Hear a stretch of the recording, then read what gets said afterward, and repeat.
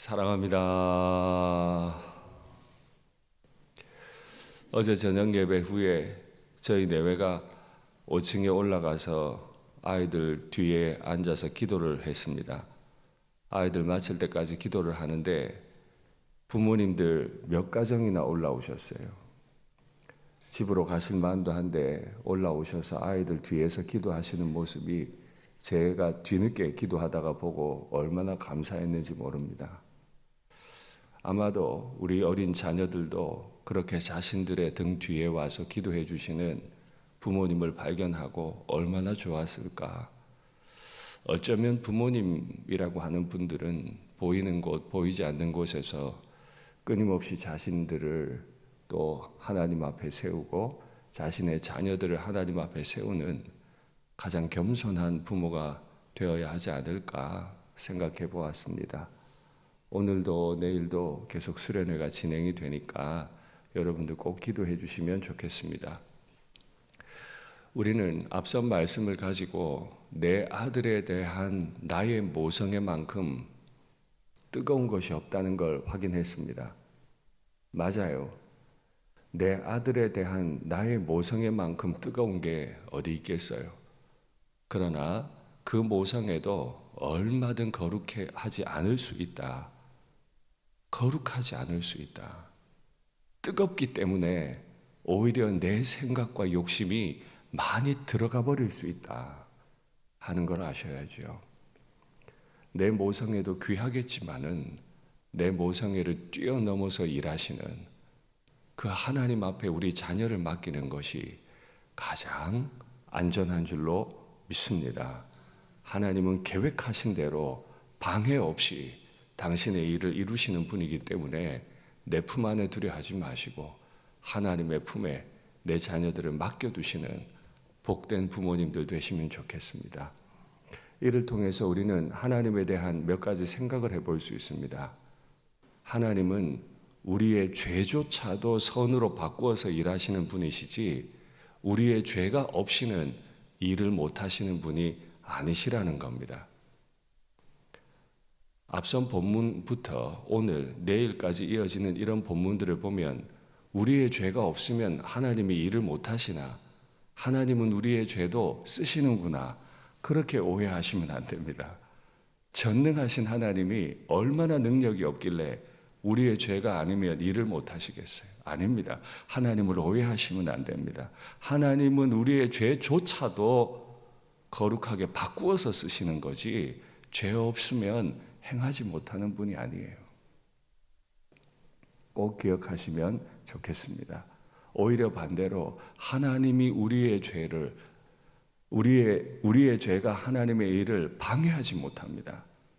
하나님은 그 어떤 방해도 돌파하셔서 반드시 당신의 뜻을 이루시는 분, 큰 자가 작은 자를 섬기리라고 야곱과 에서가 태어나기 전에 선언하셨으면 그 어떤 일이 있어도 큰 자가 작은 자를 섬기게 하시는, 작은 자가 큰 자의 섬김을 받게 하시는 전능자이신 줄 믿습니다.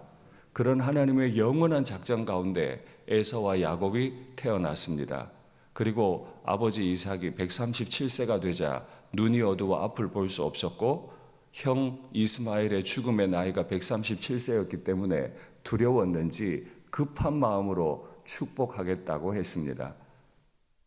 그 사실을 들었던 어머니 리브가는 급한 마음에 잘 기른 짐승을 잡아다가 급하게 요리해서 야곱의 손에 들려서 아버지를 대접하게 했고 아버지가 오늘 야곱에게 묻습니다. 20절에 이렇게 말합니다. 내 아들아 어떻게 이처럼 속히 잡았느냐. 그가 이르되 아버지의 하나님 여호와께서 나로 순조롭게 만나게 하셨음이니이다. 오늘 본문에 등장하는 야곱이 자신의 거짓을 회개할 수 있는 첫 번째 기회였어요. 어떻게 이같이 속히 잡았느냐. 하나님 아버지 제가 잘못했습니다. 복 받고 싶어서 제가 거짓말하려고 했습니다. 용서해 주세요. 했었어야죠. 첫 번째 회개의 기회를 놓치니까 그는 이렇게 대답합니다. 아버지의 하나님 여호와께서 나로 순조롭게 만나게 하셨음이니이다. 복받고 싶어서 자신의 거짓을 숨기기 위해서 여호와 하나님의 이름을 망령되이 일컫습니다. 77세 된 아들이 137세 된 아버지에게 거짓말을 해서 하나님의 이름으로 거짓 축복을 받아내려고 합니다. 여러분께 질문할게요. 이 축복은 축복입니까? 하나님의 이름을 망령되이 일컫고 아버지를 속이고 받은 축복도 유효합니까?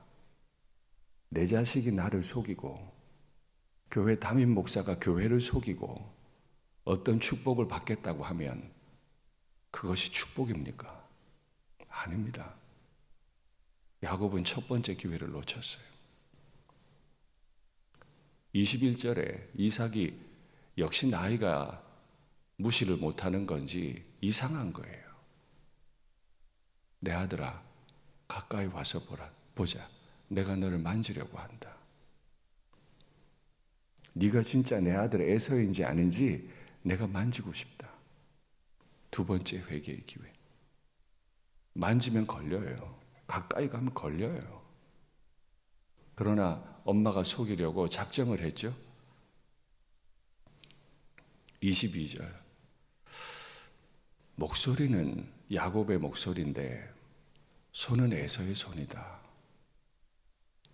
자꾸 진실에 가까이 다가가는 아빠의 말이 숨통이 조여 와야죠. 잘못했다고 빨리 말해야죠. 아버지가 더 신뢰할 수 없는지 24절. 네가 참 내 아들 에서냐? 그만 멈췄어야죠. 잘못했다고 했어야죠. 양심의 화인을 맞았습니까? 이렇게 아버지를 속이고 하나님을 속이고 복 받겠다고 나서면 이 복이 복입니까? 26절. 내 아들아, 가까이 와서 내게 입 맞추라. 유다의 키스예요. 어떻게 그 모습으로 아버지 입에 키스를 하죠? 벌벌 떨어야지. 야곱은 하나님이 주신 회개의 기회를 다 놓쳤어요. 우린 그 결과를 알고 있어요. 잘 짜여진 각본대로 눈이 멀어버린 아버지를 속인 채로 축복 기도는 받아냈지만 그 축복 기도와 관계가 없는 모습으로 20년 이상을 살고 자신의 아들을 빼앗긴 채로 평생을 한스럽게 살고 아주 오랜 후 60년 정도 지나서 바로 앞에 서서 한 말이 내 인생 참 험악했습니다. 내 인생 참 험악했습니다. 제가 종종 말씀드리죠. 회개의 기회를 주셨을 때 가족도 모르고 목사도 모르고 은밀하게 짓고 있는 죄가 있거든. 빨리 회개를 하셔라. 하나님이 손을 대시면 감당 못합니다. 절대로 거룩하신 하나님 앞에 거룩하지 않은 어떤 시도도 의도도 이루어질 수 없습니다. 하나님은 반드시 대가를 물으시는 거죠. 사실은 아버지가 어떤 말을 하지 않으셨어도 아버지 앞에 살아가는 매 순간이 회개의 순간이고 조심해야만 하는 순간입니다. 우리 어린 자녀들이 배워야 할 감각이죠. 세상에서 거짓말하고 나쁜 짓 하고 살다가도 아버지 앞에만 서면 다 고백해야 될 것 같은 그만큼 아버지는 거룩한 모습으로 서 있어야만 합니다. 믿음의 품위가 있으셔야만 하죠. 세상에서 속이고 살다가도 내 아버지 앞에 와서는 아버지 나 좀 도와주세요. 내가 세상에서 이랬는데 나 위해 기도 좀 해주세요 할 수 있을 만큼 부모님이라고 하는 존재는 영적인 품위와 영적인 그릇이 넓어야 하는 줄로 믿습니다. 그런데 이삭은 분별하지 못하고 축복하였더라. 단지 나이만 들어서 분별하지 못했을까요? 안타깝게도 이 거룩한 축복을 하는데, 큰 자가 작은 자를 섬기리라는 77년 전에 하나님의 이 엄청난 선언을 평생 마음에 품고 살았을 텐데, 이제 그 마지막 축복을 하는 때 이 아버지가 한 말은, 내가 즐겁게 먹는 별미를 먹고 축복하려고 하니 고기 좀 잡아와라. 만약에 저 같은 인생이라도 저에게 그런 일이 있다면 저는 금식 기도하고 축복했을 것 같아요. 인생의 마지막 순간 내 아들을 위한 단 한 번의 축복이라면 나는 정말 금식 기도하고 축복했을 것 같아. 근데 분별력을 잃으니까 나한테 맛있는 밥 사주면 축복하겠다? 말씀을 보니까 포도주까지 마시죠. 취한 채로, 분별력을 잃은 채로 축복해버립니다. 축복이 길지만 한 줄로 요약하면 하나님이 예고하신 대로 큰 자가 작은 자를 섬기리라. 그러면 이삭이 취한 채로, 분별력을 잃은 채로 큰 자가 작은 자를 섬기리라고 축복했기 때문에 에서가 이 야곱을 섬기는 자로 살게 된 것입니까? 결코 아닙니다. 물론 하나님은 하나님의 이름으로 한 축복이기 때문에 그건 매우 중요하게 다뤄야 할 문제로 인정하실 겁니다. 그러나 결코 아닙니다. 왜 그렇죠? 큰 자가 작은 자를 섬기리라는 그 계획은 이삭이 야곱을 그렇게 축복하기 77년 전에 이미 하나님이 예고하신 내용이에요. 큰 자는 반드시 작은 자를 섬기게 될 것입니다. 내일 더 자세하게 다루겠지만 큰 자가 작은 자를 섬기게 될 것이에요. 단지 이삭은 깨어 품이 있는 모습으로, 하나님을 의지하는 모습으로 축복을 하지 못하고 분별 없이 취한 채 축복했을 뿐이에요. 앞서 말씀드렸죠. 하나님은 죄에 방해받지 않으세요. 우리가 죄 짓는다고 해서, 또 우리가 죄 안 짓는다고 해서 하나님의 계획이 수정되거나 하지 않습니다. 하나님은 하나님의 계획을 이루세요. 그러나 문제는 잘못된 분별력 없는 축복, 분별력 없는 하나님 섬김, 이 모든 일들이 망령된 일이라는 겁니다.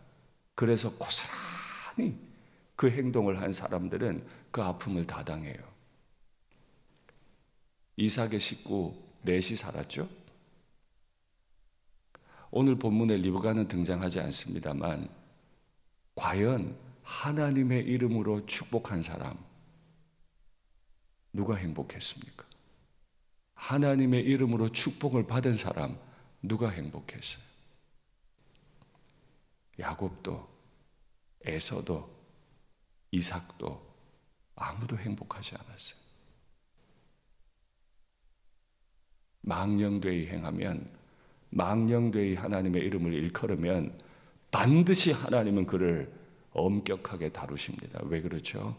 믿음이라고 하는 건 하나님과의 관계 맺기예요.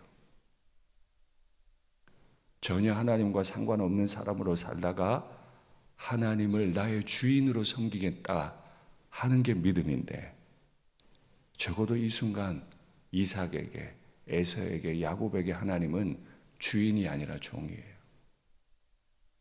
그러니 하나님이 다루셔야죠. 기억하십시오. 하나님의 이름을 망령되이 행하지 마십시오. 또 기억하십시오. 내 생각, 내 기호, 내 경험, 내 관례, 내 전통, 심지어 내 모성애 신뢰하지 마세요. 얼마든지 마귀에게 속아 넘어갈 수 있으니까요. 차라리 매 순간 하나님을 경외하십시오. 하나님, 큰 자가 작은 자를 섬긴다고 하셨는데 이 두려운 일을 제가 어떻게 축복하겠습니까? 도와주십시오. 제가 입맛도 없고 살 재미도 없어. 어떻게 큰 아들 두고 작은 아들에게 축복할 수 있습니까? 하나님이 그러라시는데 내가 할 수 없으니 날 좀 도와주십시오. 울었어야지. 하나님 두려워했어야지. 우리에게 차라리 아무 능력이 없더라도 하나님을 두려워하며 기도하면 하나님은 가장 선하게 하나님의 뜻을 이루시는 줄 믿습니다. 말씀을 맺겠습니다.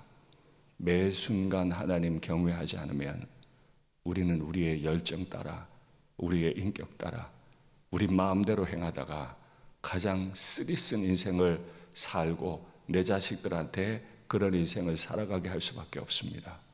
그러나 매 순간 하나님을 경외하고 조심조심 살아가면, 기도하며 살아가면 하나님이 가장 아름다운 모습으로 하나님의 뜻을 온전하게 이루시고 우리도 우리의 삶을 행복하게 누리게 될 줄 믿습니다.